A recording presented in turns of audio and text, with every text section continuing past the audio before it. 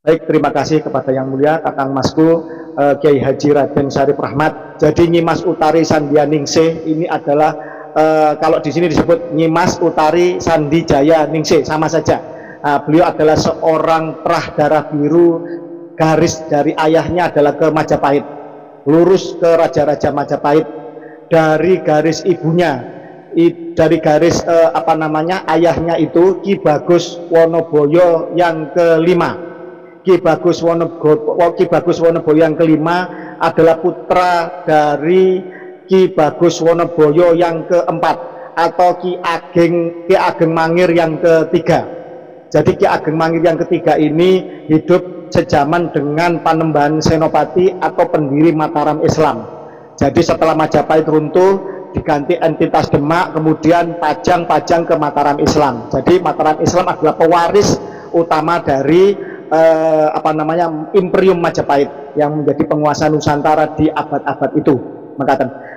Dan Nyimas Utari Sandianingsih ini sebenarnya menjadi intelijen Mataram memang karena beliau punya kemampuan baik secara kanuragan maupun juga penyamaran, dan dianugerahi kecantikan yang luar biasa. Ini merupakan suatu bakat alami karena neneknya beliau, jadi ibunya Ki Bagus Wonoboyo yang kelima itu punya seorang ibu, yaitu Kanjeng Gusti Ratu Ayu Pembayun, di mana Gusti Pembayun ini atau Ratu Ayu Pembayun ini, Raden Ayu Pembayun ini itu adalah putri dari Panembahan Senopati, pendiri Mataram Islam. Nyimas Utari menyusup ke dalam jantungnya benteng VOC itu luar biasa, dan ini membuktikan bahwa tidak ada perpecahan pada saat itu. Beliau menikah dengan Wong Agung Aceh atau bernama Syarif Mahmudin, keluarga Kesultanan Aceh. Kemungkinan konon adalah keponakan langsung dari Sultan Iskandar Muda. Ini sejaman Sultan Iskandar Muda sama Sultan Agung. Mereka menikah, yang satu tampan, gagah, kaya raya, yang satu cantik, kaya raya juga. Menyusup menjadi seorang saudagar yang mengaku satunya ingin menggulingkan Kesultanan Aceh, yang satunya mengaku sebagai keturunan Majapahit yang ingin menggulingkan Mataram. Akhirnya mereka bisa diterima oleh Jan Pieterszoon Koen. Ketika penyerangan 1629 setahun kemudian, itu kedua orang ini membuat suatu peristiwa bersejarah yang akan menampar selama-lamanya bagi Belanda, yaitu di mana mereka berhasil membunuh Jan Pieterszoon Koen sekeluarga, dan kepalanya Jan Pieterszoon Koen dipancung. Kemudian ketika hendak melarikan diri dari benteng VOC, dihujani meriam, dan Nyimas Utari terkena serpian meriam. Kemudian dengan susah payah akhirnya suaminya dengan dibantu artileri Mataram berhasil meloloskan diri dari gempuran meriam itu, mengalihkan dengan dibalas meriam juga dari mana? Dari Mataram dan Sunda, ya gitu ya. Kemudian akhirnya sampai di tempat ini dan dikuburkan. Akhirnya karena luka-lukanya berat belum dikuburkan.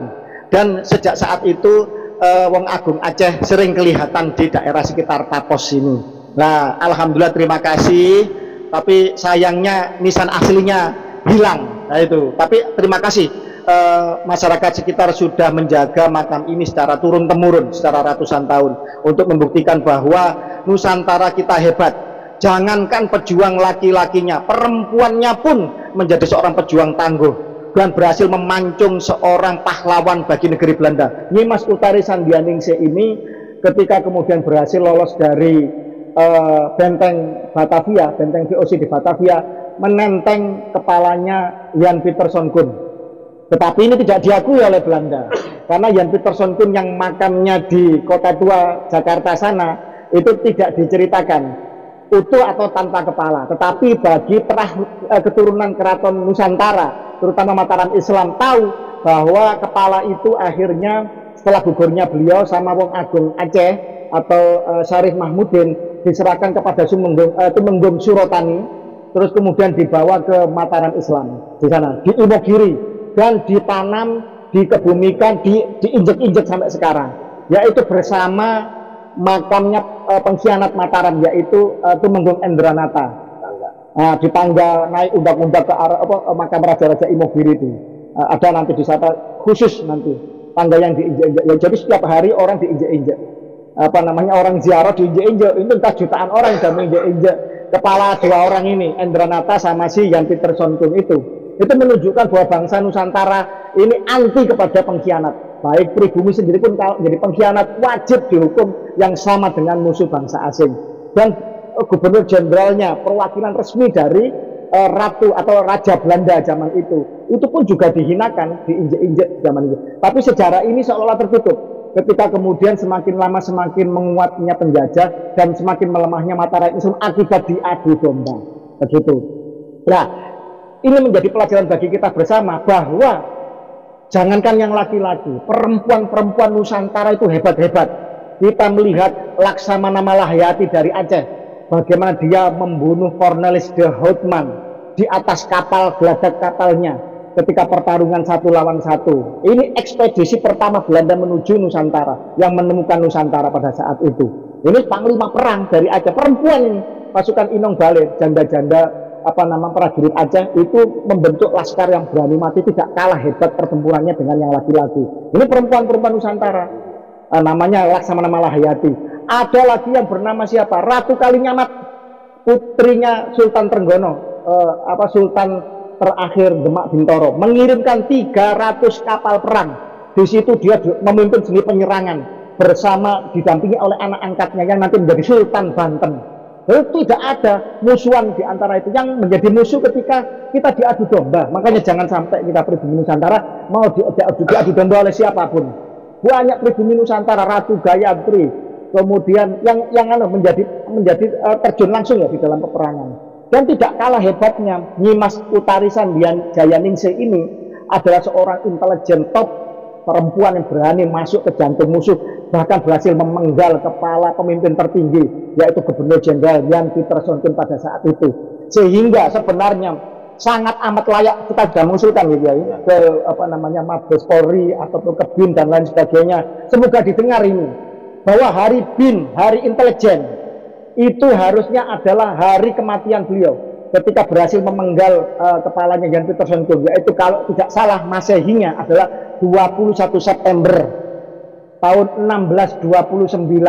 Ketika itu beliau dengan suaminya berhasil menyusup dan kemudian membawa kepalanya Jan Pieterszoon Koen waktu itu. Dan walaupun beliau gugur menjadi bunga bangsa, bunga yang harum sampai sekarang, tetapi itu menjadi kenangan terburuk bagi penjajah Belanda. Sehingga setelah itu Belanda melakukan segala cara untuk melamahkan, untuk mengadu domba. Karena kalau bersatu, mereka yakin tidak akan bisa bertahan lama di bumi Nusantara. Sebagaimana dulu Majapahit mengusir Mongol 2 kali. Mongol penakluk dunia, diusir oleh bangsa Nusantara. Nah, Belanda sebenarnya tidak terlalu kuat-kuat amat sebenarnya. Tapi karena kita bisa diadu domba dan mereka punya modal besar, menguasai Banda Neira, menguasai monopoli rempah, sehingga menjadi sangat kaya raya. Sehingga mari kita teladani Nyimas Utarisan Jayaningsih, tidak saja bagi Trah Mataram, tetapi bagi seluruh Trah Kesultanan Nusantara. Pada saat itu bersatu padu bersama suaminya yang Aceh, dari Aceh itu bagaimana berhasil membuktikan bahwa kalau kita bersatu, musuh apapun berhasil bisa kita kalahkan. Jadi itu yang bisa kami sampaikan. Semoga nanti dari keturunan Ki Ageng Mangir bisa menjelaskan, memberikan sepatah dua patah kata tentang makam ini dan bagaimana nanti ke depan kita harus memuliakan pahlawan-pahlawan bangsa kita. Bangsa besar adalah bangsa yang mengingat jasa-jasa pahlawannya. Jangan bertanya apa yang diberikan oleh negara ini kepada kita, tapi bertanyalah apa yang telah kita berikan untuk tanah air bangsa kita Nusantara ini. Itu yang patut kita jelaskan. Saya berharap untuk Keraton Mataram Islam untuk memperhatikan makam Nyimas Utarisan Jayaningsih. Dan pemerintah juga saya minta tolong perhatiannya. Pahlawan bangsa. Ya, karena ini pahlawan bangsa, dan juga seperti tadi Gus jelaskan, berharap untuk jadi hari Sandi Negara atau hari intelijen tentang hari kematian almarhumah ini. Begitu saja harapan saya untuk pemerintah dan khususnya pihak keraton. Terima kasih. Assalamualaikum warahmatullahi wabarakatuh. Oh ya. Terima kasih atas kehadiran kita semua di sini. Ya, kami asli orang Tapos. Asli orang di sini. Ya, intinya terima kasih, ternyata memang di sini banyak para pahlawan Muslim ya yang dahulu berjuang ya melawan penjajah. Jadi kami juga sudah beberapa kali berbicara sama kawan-kawan, kita tuh ingin mengetahui sejarah. Ya, kita asing siapa Olimuddin? Ya kalau itu kita juga sempat mengada-ngada dan sebagainya kan? Iya. Di sana ada makam Raden Kapitan, ada Raden Sukmajaya. Artinya nyambung kalau kita menjelaskan mendengar sejarah dari Gus Fakih. Yang memang di Depok ini ternyata banyak para prajurit Mataram. Saya yakin itu ketika mereka terdesak di POC sana, mereka banyak lari ke selatan. Ya, artinya nggak balik ke sana, pasti lari ke selatan. Makanya banyak makam-makam keramat yang memang gelarnya Raden dan sebagainya. Yang ada Raden Kapitan, Sukmajaya, ya termasuk di sini dan lain sebagainya. Saya yakin itu. Nah, di samping itu kemudian kemarin baru ada terah dari Maulana Hasanuddin Banten ya, pasukan dari Kerajaan Banten. Makanya di sini ada makam Ki Bagus Pangeling. Bagus Bagus kan berarti karena ada Bagus Pangeling sana apa? Ya, Pangeling, Pangeran Sake ya kan. Nah, Sake Citerep gitu. Artinya kan itu dari Banten. Tapi lebih dulu Mataram mungkin kemari. Dari ini buktinya. Ya, oleh karenanya kita berharap ya ke depan ini melalui Gus Fakih dan Kiai Syarif Rahmat ya agar yang beliau ini kita mendapatkan pencerahan lagi lah, artinya semacam buku atau apa ya dibuatkan biar kita di Tapos juga nih orang Depok ini tahu sejarah. Depok itu dulunya ya bukan cuma Belanda, sekarang ini yang dimunculkan dalam sejarah Depok itu adalah Belanda Depok karena ada, tapi nggak cerita tentang bagaimana sejarah perjuangan masuknya Islam ke Depok ini. Ya saya yakin yang membawa ya prajurit Mataram dari Banten dan sebagainya. Jadi kami sekarang di Depok ini ya beragama Islam. Ini saya kira penting kita mengetahui leluhur kita. Oke, saya rasa terima kasih. Dan mudah-mudahan ya makam Nyai Sutari Sanjaya ini ya ke depan bisa dikenal ya, kemudian bisa lebih populer lagi karena ini adalah pejuang. Ya, pejuang pahlawan bangsa Indonesia. Dan tadi perannya sangat vital, sangat penting karena yang dibunuh jenderalnya. Gitu kan, bukannya kopranya, bunuh jenderal kan gitu. Dan itu mengundangkan dunia. Dan terima kasih. Bisa dijadikan pahlawan nasional seperti Rabi. Betul. Ini lebih pantas jadi pahlawan nasional. Terima kasih. Baik, assalamualaikum warahmatullahi wabarakatuh. Terima kasih sebagai Raden Syarif Rahmat dan semua Bapak Gus Fakih dan semua para kiai Ustadz yang ada hari ini. Saya Didin Muhyiddin, Ketua Tanfidia NU Kecamatan Tapos, melanjutkan apa yang disampaikan tadi Roy Surya kami, Bapak Jigar Kasih, kebetulan nih Pak mantan lurah sini, mantan sekam juga sini, sekarang pejabat di Pemda Depok. Masih ya. Jadi apa? Seperti apa yang beliau katakan, betul sekali.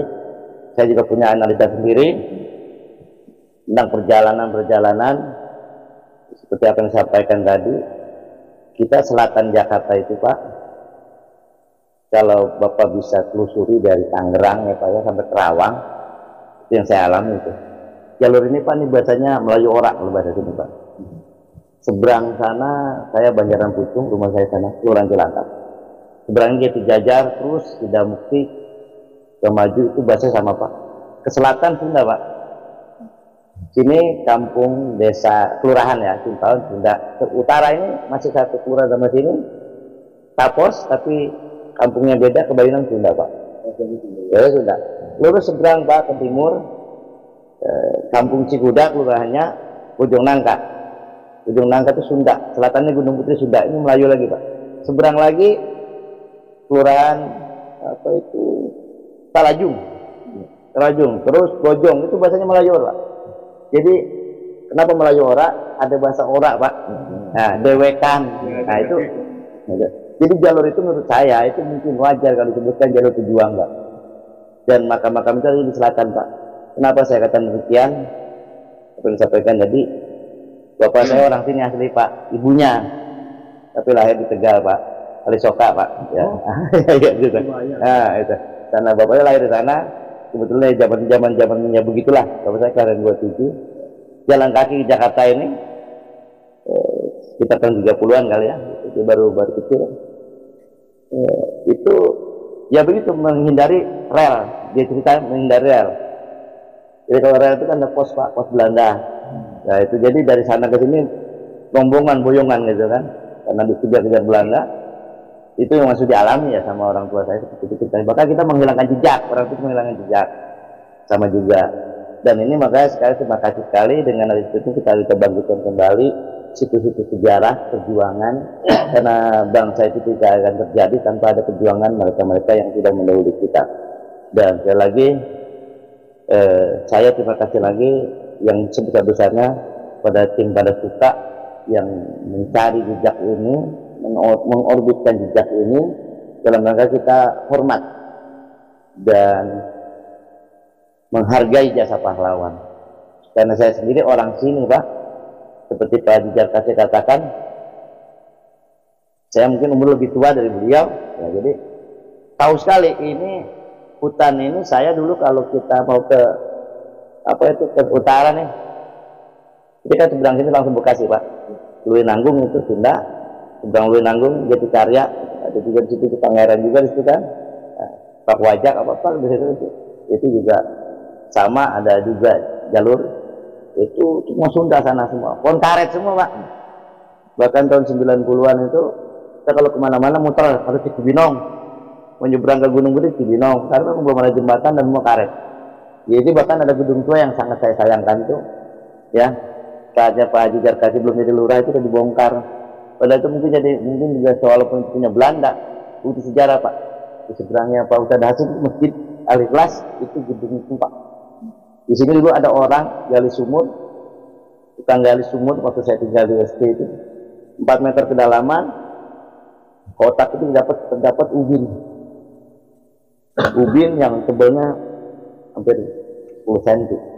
Nah itu ubin itu hamparan, itu berarti berapa kubur bangunan itu menurut saya tuanya bangunan itu. Wajar kalau di sini ada makam pahlawan, karena di sebelahnya itu ada gedung Belanda yang sangat tua ya.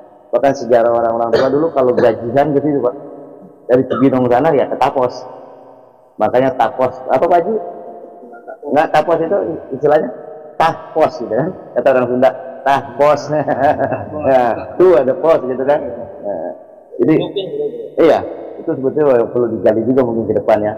Baik, itu saja yang saya kira sampaikan. Saya sekali lagi dari pengurus Tanfidia NU sangat terima kasih sekali. Dengan seperti ini berarti kita menjaga hasanah budaya kita, karena kita sebagai bangsa yang besar, bangsa yang menghargai sejarah, secara otomatis kita semua harus tahu sebelum yang jauh yang dekat gitu. Setelah itu mungkin kita akan sayang dengan negeri kita, dan tidak mudah kita akan terhasut oleh mereka-mereka yang punya kepentingan pribadi. Itu aja dari saya. Memang kita itu bangsa yang besar, yang sudah multikultural, yang sudah banyak suku di sini, saling menghargai satu sama lain. Itu terima kasih dari saya.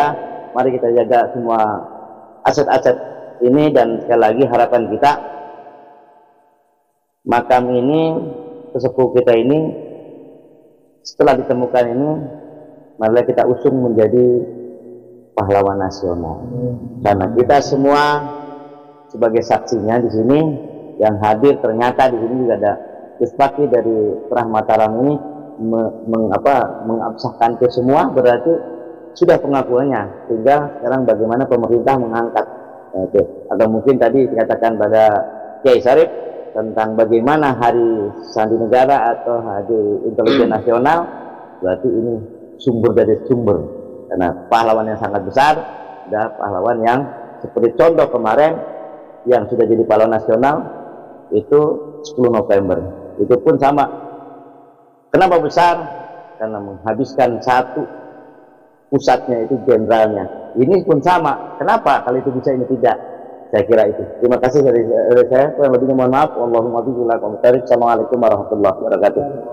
Jika kita menelusuri nama-nama daerah di Jabotabek ini, akan menemukan bukti bahwa ada jaringan perjuangan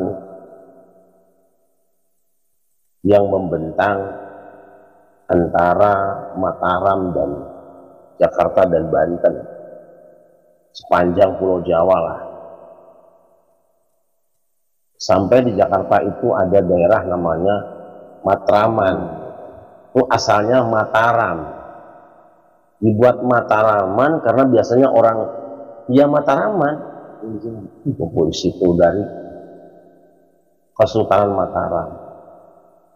Di sana juga ada daerah namanya Paseban, yang diklaim orang katanya asalnya Mbak Saiban, bukan. Paseban itu Pasebaan, tempat sebak pertemuan raja dengan rakyat. Ada juga namanya Condet. Condet itu asalnya nama salah seorang putra kandung Pangeran Diponegoro, itu Pangeran Jonet. Jonet. Nah, karena beliau memang orang dari Jogja, biasanya orang kalau pergi kemanapun membawa oleh-oleh yang kira-kira bisa dilestarikan. Yang beliau bawa adalah pohon salak. Makanya ada salak Condet, itu salak pondok sebetulnya dari apa namanya, Sleman. Itu aslinya, makanya terkenal. Makanya namanya kampungnya Condet pada Jonet, gitu. Jonet Junaid asalnya. Makam beliau ada di Cikaret di sini. Saya biasanya tiap tahun haul saya ngisi di situ. Cikaret, Bung Karno juga dulu pernah datang ke situ berapa kali. Ini juga sedang kita pikirkan bagaimana nanti negara bisa membebaskan lahan yang cukup lah buat parkir kita di tempat itu. Masih ada Kiai Wafa dan lain sebagainya di situ. Rah dari Pangeran Jonet masih ada silsilahnya dan masih ada turunannya di situ. Kalau kita ke sebelah selatan juga akan menemukan daerah dulu ada seorang Tumenggung namanya Wiroguno. Nah, tempatnya biasanya Wirogunaan, ya kan? Dipotong jadi Wiragunan. Sekarang potong lagi jadi Ragunan. Itu Mataram juga. Di sebelah lagi ada, di situ ada panglimanya. Orang Jawa panglimo, hilang pangnya limo. Nah ini penting ini, supaya jangan dipindah-pindah sama orang. Ini menunjukkan bahwa perjuangan kita dari seluruh sepanjang Pulau Jawa bahkan Nusantara bisa bertemu di Jakarta untuk kemerdekaan bersama. Jadi yang dipikirkan bukan lagi Mataramnya, bukan lagi keluarganya, tapi bagaimana seorang Nyimas Utari Sandwijayamningsih memikirkan negerinya. Nah, saya kira itu penting ya. Ada Bagus Pangeling di sini juga kan. Di Jakarta juga Pangeran Jayakarta Ahmad Jaketra aslinya, bahkan itu kemudian jadi nama Jakarta. Itu diperingati pada tiap 22 Juni sebagai hari jadi kota Jakarta. Nah, kalau misalnya 10 November itu dijadikan kota pahlawan dan Bung Tomo jadi pahlawan, karena kita juga tidak tahu yang membunuh waktu itu siapa. Itu Jenderal Malabai itu bukan Bung Tomo ya. Nah, siapa itu yang membunuhnya? Santri dari Jombang. Nah, itu jadi pahlawan nggak sekarang? Tidak di... Nah, itu ini penting ini, ya kan? Penting. Kalau itu saja bisa menjadi hari pahlawan, ini yang dibunuh oleh Nyimas Utari ini bukan sembarangan. Gubernur jenderalnya loh, orang nomor satunya, biangnya. Maka ya gegedugna atau jadugna gitu tanya. Wajar kalau beliau kemudian, saya pernah mengajukan waktu itu ke Mabes Polri, saya ngobrol, mohon berkenan kalau memang belum ada hari intelijen, hari wafat Nyimas Utari lah yang menjadi hari intelijen Indonesia. Tapi saya tidak tahu, sampai sekarang belum ada jawaban, karena mungkin yang menyampaikan saya kan, saya juga tidak tahu harus bicara ke siapa. Tapi di Mabes Polri saya sudah bicara beberapa tahun yang lalu, saya langsung bicara di sana. Dan paling tidak, kalau ini saya yakin ditawarkan jadi pahlawan, pasti sepakat kita semua. Setuju ya? Pasti setuju kan? Pasti setuju. Karena yang mengajukan bukan keluarganya, tapi bangsanya, ya kan? Dan yang mengajukan tahu sejarahnya. Sejarahnya tidak ada perselisihan bahwa dia adalah pejuang sejati. Saya kira ini saya ingin nanti minta pernyataan semua ya. dari pemirsa juga yang menyaksikan pada Suka TV, ayo kita dukung bahwa hari wafatnya Mas Utari Sandijayaningsih ini menjadi Hari Intelijen Indonesia, dan beliau kita mohon dipertimbangkan oleh Pak Prabowo juga teman-teman semua yang ada di sana. Pertimbangkanlah manusia berjasa ini yang sudi meninggalkan keratonnya, meninggalkan keluarganya, meninggalkan kemewahan dan kenikmatannya untuk sebuah perjuangan melawan penjajah Belanda. Ini jelas berhadapan langsung dengan Belanda, tidak ada cipika-cipiki, tidak ada macam-macam, langsung berhadapan dengan Belanda, jadi pahlawan. Nah, yang kedua, tentu saya berharap pada Kanjeng Sinuwun di Keraton Ngayogyakarta Hadiningrat, satu, mohon berkenan di tempat ini bisa dipasang apa namanya, lambang Keraton Mataram Ngayogyakarta, sekaligus juga dibuatkan plakat yang bagus sebagai pengakuan bahwa ini memang beliau kerabat dari sana. Ditambah tentu saja kita minta negara untuk memasang juga tulisan di sini apa namanya, pusara apa namanya, puspa bangsa, apa namanya itu, kesuma bangsa.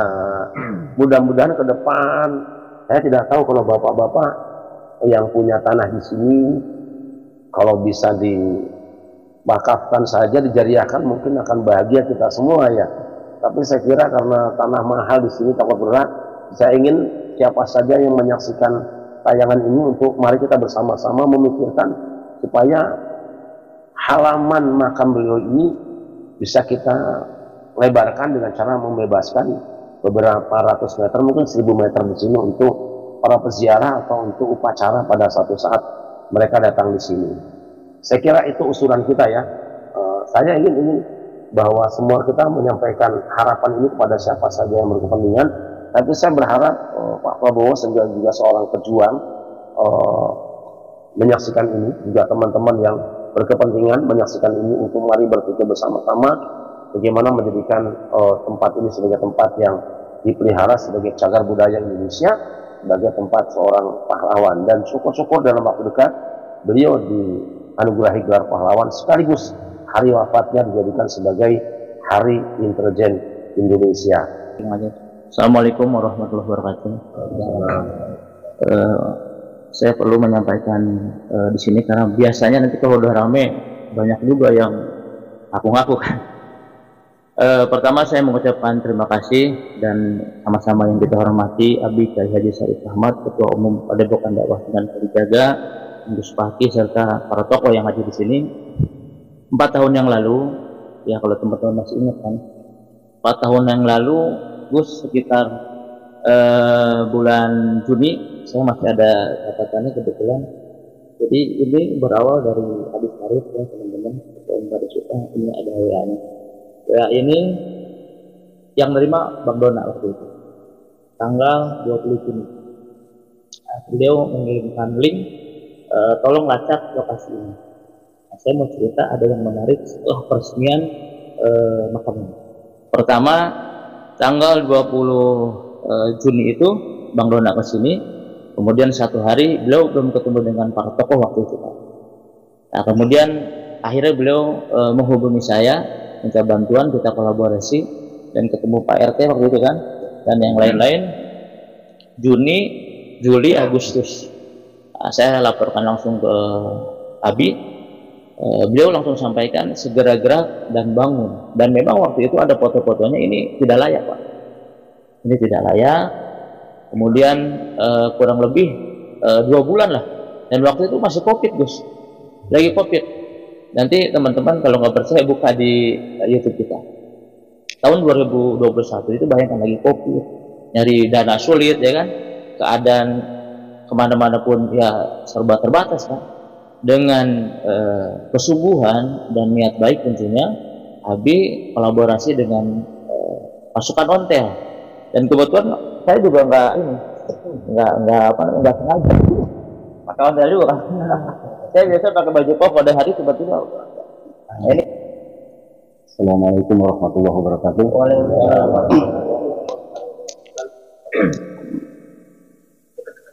Terima kasih yang saya hormati Abi Syarif, yang saya hormati para tokoh sepuh di sini semuanya, terutama dari Mataram dan dari tokoh-tokoh Tapos, ketua NU-nya Bapak Didin, Bapak Jakasi, sebagai guru-guru kita semuanya, Ustaz Rudi dan lain-lain semua yang tidak bisa saya sebutkan satu persatu dan tidak memiliki rasa hormat saya. Sebelumnya saya mengenalkan diri, nama saya Rudi, yang alhamdulillah telah ditunjuk, dipercayakan, dikasih beban, kasih tugas oleh Abi Syarif untuk jadi tukang sapu di sini. Walaupun saya ini tidak ngerti, tidak tahu sejarahnya itu bagaimana, coba ditugaskan oleh Abi Syarif jadi tukang sapu. Sebenarnya ini juga saya tidak tahu sejarah makam itu bagaimana. Setahu kami orang sini asli dulunya, yang kami tahu itu makam cuma di sebelah Mbah Aulia Mudin di sini sebutnya. Ini dulu bukan makam. Ini ditemukannya tahun 2003. Ini kan jalanan dulu dari sana. Ketika makam kemari, ini jalanan dari sana. Ini jalanan. Ini bikin pendopo lah buat istirahat. Di sini cuma ada satu pohon kemuning. Di sini pohon kemuning di sini. Itu bukan makam ya dulu di sini. Cuma ada pohon kemuning tahun 2003, 2004. Nah itu dibangun, namanya waktu itu bukan Nyimas Utari Candi Jaya Ningsih. Waktu itu namanya Nyimas Utari Sanjaya Ningrum. Iya. Nyimas Utari Sanjaya Ningrum. Kami orang awam nggak tahu siapa itu Nyimas Utari Sanjaya Ningrum. Tahu kami cuma ini aja, kalau kecil ya tempat kami ibaratnya Pak ya kasih kodin tiap bulan mulut kami pada kemarin nih jarah ya, jadi ya makan satu gitu. Iya ya kalau desa gitu kan, betul. Nah ketika tahun 2021 untuk Abi Syarif kemarin dengan Pak Awang, baru kami tahu bahwa ini adalah tokoh dari Mataram, dan kebetulan beliau yang mengganti namanya Mas Hari Candi Jaya Ningsih. Itu aja. Ampura Abi, ampura semua itu Mataram semuanya. Ampura itu aja yang perlu saya sampaikan. Wabillahi taufiq. Wassalamualaikum warahmatullahi wabarakatuh. Kalau orang bertanya tentang nasab saya, pasti saya jawab Syarif Rahmat bin Ahmad. Itu aja. Gampang kan? Bawa ke atasnya kemana saya nggak pernah ngurusin, nggak penting. Karena orang itu bil adab la bin nasab. Maka mohon maaf kalau teman-teman ada yang mungkin pernah dengar cerita Syarif Ahmad, enggak. Saya adalah bin Ahmad, dah gitu aja. Seterusnya tidak tahu, tidak hafal, dan tidak merepotkan diri dengan nasab. Seperti ini. Nyimas Utari di sini mungkin belum sempat kenalan juga siapa beliau, tapi penting kita kita kemukakan karena ada data, kan ada catatan. Kenapa perlu kita sebutkan nasabnya beliau dari sana? Ini untuk menyadarkan kita betapa orang yang sudah hidupnya enak, mulia, terhormat secara kemanusiaan ya, masih mau berjuang. Lah bagaimana kita nggak mau berjuang sih? Kan udah enak dia mah, udah di keraton, hampir punya segalanya lah, cantik, pinter, kaya, terhormat, kurang apa enaknya coba? Mau meninggalkan segala kemewahan dan kenikmatan hidupnya untuk sebuah perjuangan, karena melihat bahwa ada yang lebih mulia daripada sekedar kemuliaan dunia ini, yaitu kemerdekaan bangsanya, juga kemuliaan di hadapan Tuhannya. Saya kira ini sebenarnya yang penting itu buat kita. Yang penting buat kita adalah bagaimana kita mengambil pelajaran dari setiap para pejuang. Namun bagaimanapun juga orang tua kita semua yang mengalami zaman perjuangan pasti ikut berjuang dan mendapatkan dampak daripada penjajahan itu. Hanya penting harus ada ada catatan sejarah karena ini orang jauh bisa sampai di sini, itu juga kan sebuah perjuangan yang secara formal patut mendapatkan penghargaan, karena tidak mungkin kalau penghargaan diberikan kepada semua orang, tapi pahalanya insya Allah yang kita kirimkan kita sampaikan kepada semua orang. Saya kira itu. Terima kasih. Banyak ada tambahan. Ya, baik. Terima kasih. Tadi saya bergetar waktu Ustadz Awang menceritakan tentang sekelumit asal muasal sejarah bagaimana makam ini kemudian direnovasi, dan kami menyampaikan terima kasih untuk itu. Kami tadi juga berdebar-debar dan merinding ketika kemudian ada suara perempuan menyatakan terima kasih sampai 3 kali, terima kasih, terima kasih, terima kasih, kalian orang yang mulia. Jadi itu. Tapi bukan itu yang menjadi inti dari pertemuan hari ini. Itu metafisik itu perlu untuk menjadi bukti bahwa ada getaran spiritual yang memang itu direstui, kan begitu. Kalau tidak direstui maka tidak akan ada pertemuan-pertemuan dan akan ada perkembangan lebih lanjut. Pasti nanti akan ada rungkatnya, demikian. Dan terima kasih juga dari juru kunci Mas Rudi yang telah dengan telaten merawat, menyapu kebersihan dan mungkin banyak waktunya harus tersita ketika banyak peziarah mungkin dari unsur TNI, Polri atau orang-orang yang istilahnya ingin mendapatkan keberkahan. Sebenarnya tidak boleh meminta pada makam, bukan itu konteksnya orang ziarah. Orang ziarah konteksnya adalah untuk menjadi tetenger, sowan untuk memberi penghormatan dan mendoakan kepada orang yang diziarahi, dan sekaligus menjadi pengingat kita yang hidup untuk mendapatkan ketauladanan.